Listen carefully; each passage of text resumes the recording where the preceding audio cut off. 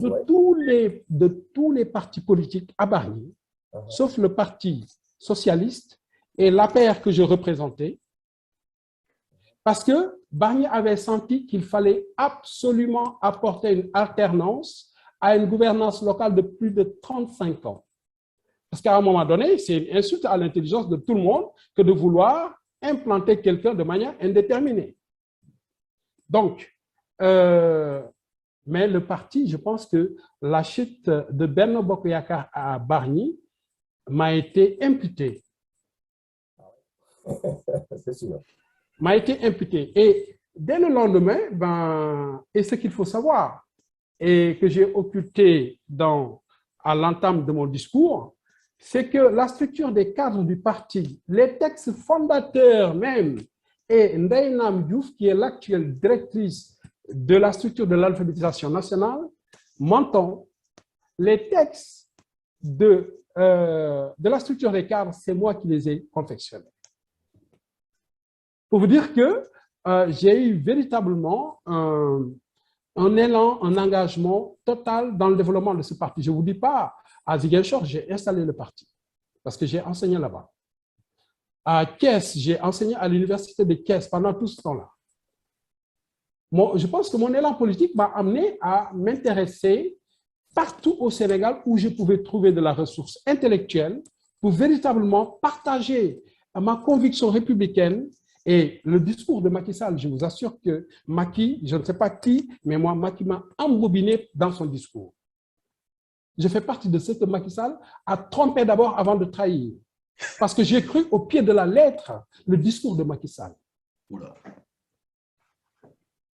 Et aujourd'hui, depuis qu'il a l'exercice du pouvoir, je pense que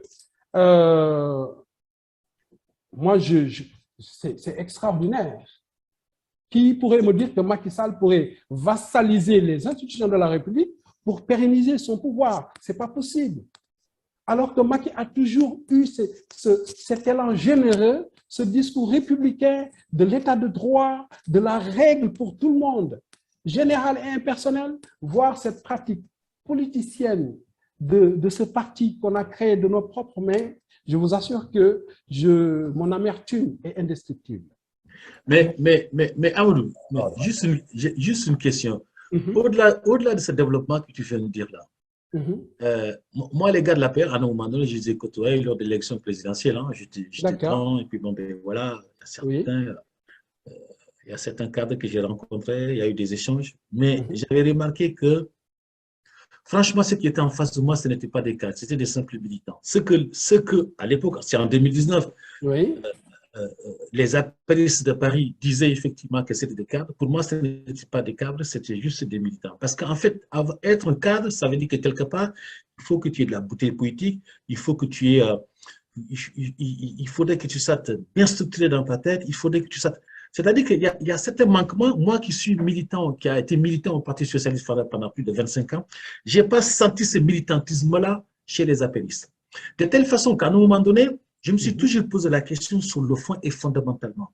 Est-ce que l'APR réellement, la façon dont elle a été conçue, pouvait fonctionner comme étant un appareil, même je ne parle même pas d'appareil politique, parce que l'appareil politique, on parlait beaucoup plus loin. Est-ce que réellement, il avait vraiment les structures d'organisation réellement d'un parti politique? C'est ce que je n'ai pas senti dans l'APR. Il n'y a pas de structure. Il y a juste un conseil national. Et donc, moi, j'avais posé la question en disant, mais au gars, pendant l'élection, j'ai dit, mais je pense qu'il faudrait que votre parti se structure parce qu'il n'est pas du tout structuré. Alors, j'ai vu des gens qui se levaient, oui, tu vas créer la révolution. J'ai dit, mais attendez là, je ne suis pas apériste, moi. Je ne suis pas apériste. Je vous dis ce que je pense. Ce n'est pas la structure de fonctionnement normal d'un parti politique. Et je vous le dis. Il se trouvait qu'il y a un ancien socialiste qui était là qui me dit, mais il a tout à fait raison ce qu'il dit. Et ensuite, il me dit, oui, mais je pense que toi, du Parti socialiste français. J'ai dit, mais oui, tu as vu juste. Parce que ce n'est pas une organisation d'un parti. Par contre, la question que je voulais bien te poser, Amadou, c'est que je vois bien que tu t'es battu au sein de l'APR. Tu t'es beaucoup battu, tu as fait pas mal de choses, tu as mis pas mal de choses, ainsi de suite. Tu ne penses pas que tu as été utilisé par Macky pour une certaine façon de mettre les choses en place, alors que lui, il avait derrière sa tête que dans ta localité, qu'au forcément, avec le Parti socialiste, il souhaiterait que ce que tu n'as pas toi capté, parce que comme tu dis, effectivement, il y a une réelle confiance derrière lui. Est-ce que tu penses que cette façon de fonctionner-là, c'est-à-dire que le comportement de Macky à ton égard, est-ce que tu ne penses pas que c'est le comportement qu'il a toujours à l'égard des autres? Non, non, je ne suis pas un cas isolé, hein, ça c'est clair. Je pense qu'il y a beaucoup de responsables qui se sont retrouvés dans ma situation. Et d'ailleurs, quand le parti a donné le dictat que dorénavant, on est dans une dynamique Benno Bokk Yakaar, c'est comme s'il nous disait, oubliez ce qu'on a déjà fait jusqu'ici. Ouais. Ouais. Et attention, il ne faut pas parler de parti quand il s'agit de l'APR, parce que l'APR n'est pas un parti. Quand on parle de parti, on part quand même de structures représentatives à l'échelle locale, à l'échelle carriériste, locale, départementale, régionale et puis nationale. Avec une vraie culture, avec une idéologie, avec des écoles, avec des cadres qui... Non, vous savez... Avec une ligne politique derrière. Avec une ligne politique derrière. Vous savez, je vais vous raconter une anecdote terrible.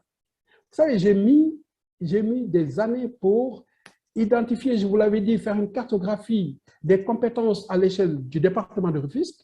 Et le jour où il fallait qu'on monte la structure, on avait identifié 49 cadres, mais vraiment des cadres, des gens. Et à l'époque, c'était Thierno Alassane qui était à l'ARTP. Thierno, qui est un ami, j'ai été le voir pour qu'il nous facilite une antenne, qu'on puisse véritablement, non pas faire dans une approche partisane, mais qu'on puisse apporter une réelle plus-value dans le développement du département, nonobstant notre appartenance politique. Moi, je voulais vraiment créer un fer de lance politique très, très, très fort. Et qu'est-ce qui s'est passé le jour de la création de ce... le directoire est venu, la structure nationale. Il y avait Abdoulaye Diouf Sarr, il y avait Dior, il y avait pas mal de... Vous savez qu'est-ce qu'ils ont entériné? À la place des 49 cadres du département identifiés, ils ont pris les cartes des membres, ils les ont vendues à des lycéens. Et c'est... Moi, je n'ai pas peur de citer les noms, hein, parce que ce que je dis là, ce n'est pas une histoire récente d'il y a 100 ans, ça ne date que de quelques années. C'est Abdou Karim Sall qui vendait les cartes au niveau de Rufisque. Il y a eu des responsables de Rufisque et de Bargny qui ont fait pression sur lui pour me renverser, parce qu'ils avaient, vous savez, les politiciens, ceux qui en vivent, ceux qui en font une substance alimentaire, ces gens-là, ils ont peur de personnes qui versent dans la démarche républicaine pour tout le monde. Ces gens-là, ils ont peur de la vérité. Vous savez, et je vous assure qu'à un moment donné, c'est tout le département qui était ligué, tous les responsables, contre moi. Et d'ailleurs, je me rappelle, j'avais même tuté pour avertir le président Macky Sall à l'époque.